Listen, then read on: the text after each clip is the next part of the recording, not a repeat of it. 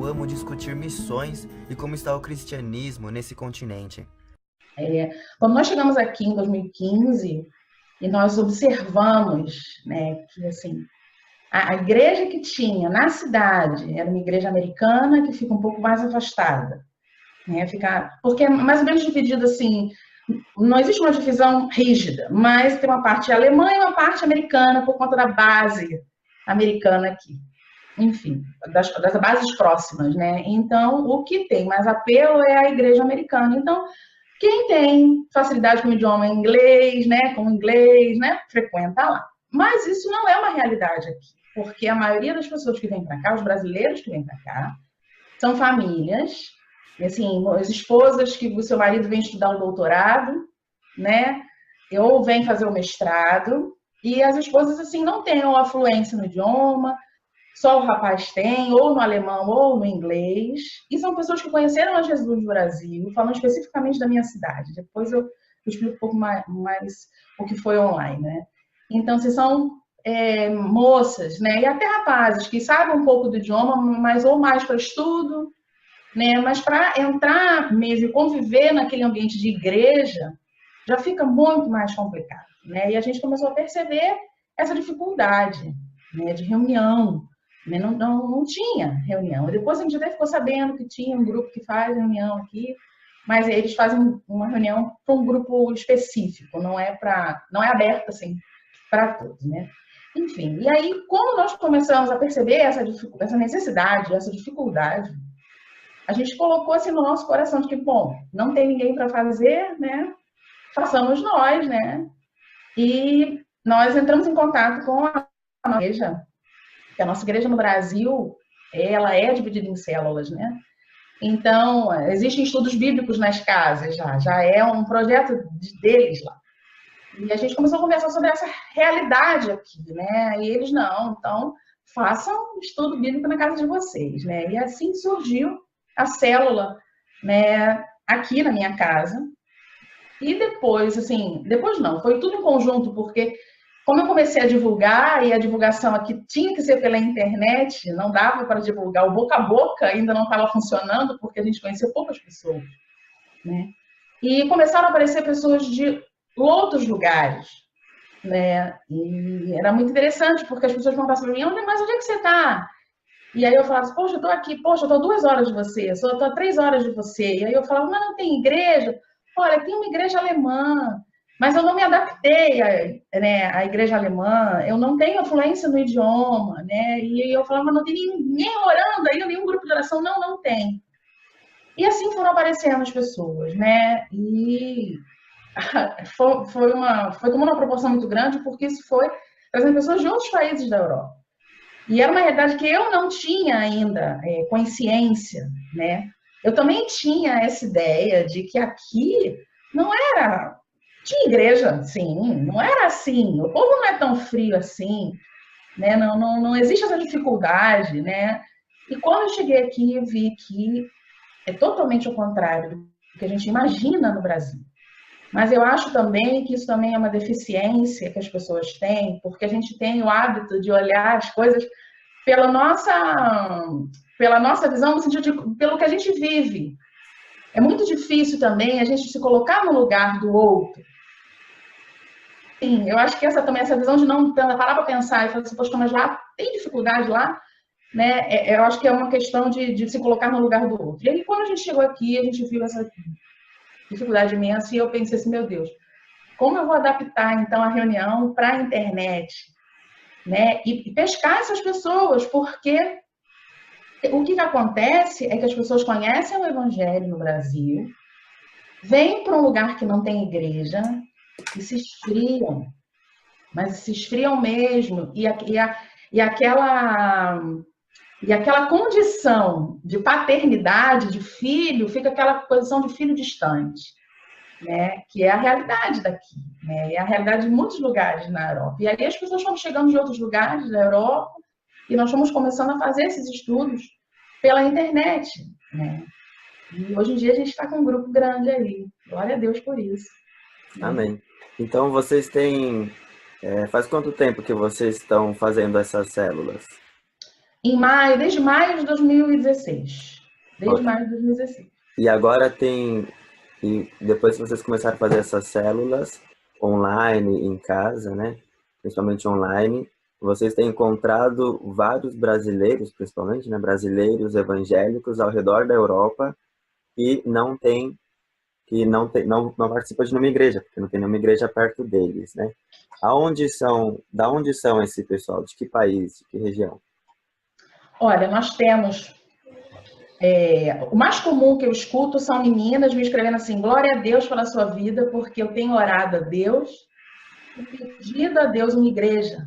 E eu já visitei algumas aqui que não são brasileiras, e assim, por conta do idioma, eu não consigo participar, eu não consigo, né? E glória a Deus pela sua vida. Eu escutei isso de uma menina em Cracóvia, escutei isso de uma menina na Áustria, na Finlândia. Finlândia nós temos 3 moças assim com esse problema. Noruega, deixa eu me lembrar, tem uma... meu irmão, acabei de esquecer o nome. Croácia, Hungria, Áustria, Finlândia, Noruega. E aqui na Alemanha, né? Aqui na Alemanha, infelizmente, a gente pensa que a Alemanha, né? Nossa, a Alemanha tem igreja saindo. Não tem.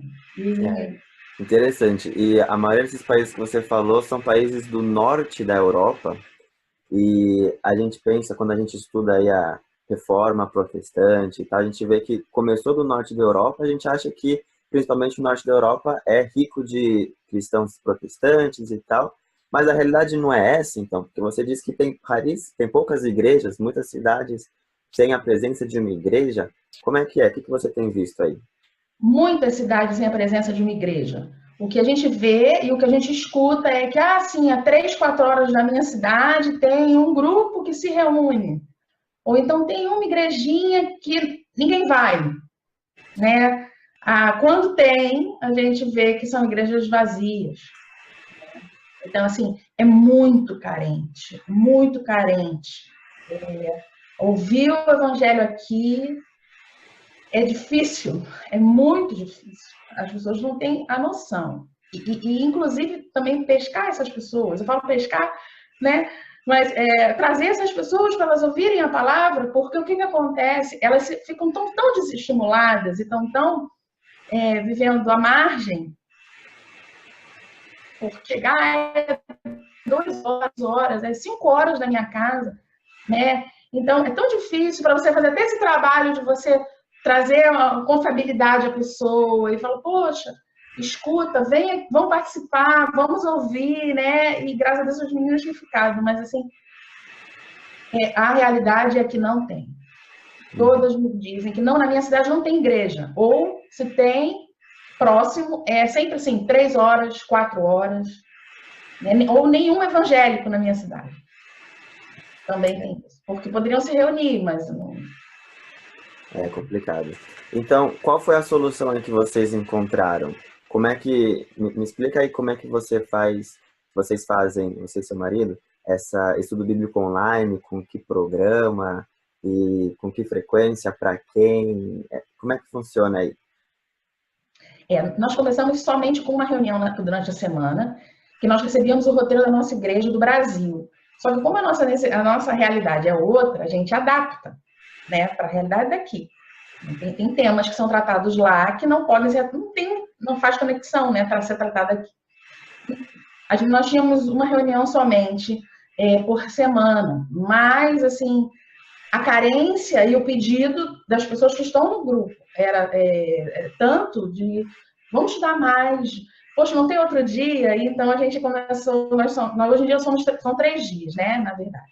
É um dia, às quintas-feiras, que são 2 horários, pela manhã e à tarde, pela manhã e à noite. Sou eu que faço à noite. Na quinta-feira pela manhã é uma menina da Áustria que me ajuda muito.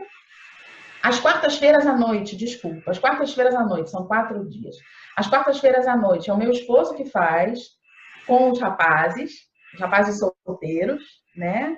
ou rapazes casados que não estejam, as mulheres estejam estudando conosco. As quintas-feiras são as meninas, só as moças, né? Às sextas-feiras eu faço um estudo bíblico com as mulheres. E aos domingos pela manhã, o meu esposo traz uma palavra, né? Uma palavra rápida, para nós só nos encontrarmos e falarmos um pouquinho, para nós começarmos a semana, né? Com a palavra do Senhor.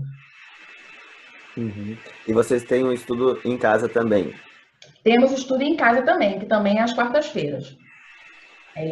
Com as pessoas que moram aqui na cidade, porque a gente não disponibiliza o online para quem está perto da gente, né? Porque o objetivo é nós estarmos juntos, cultuando ao Senhor, né? Estudando a palavra de Deus, mas o objetivo é nós estarmos juntos, né? E abrir online para quem está na cidade, né? É só um caso assim específico, mas para quem está na cidade é aqui em casa. Amém.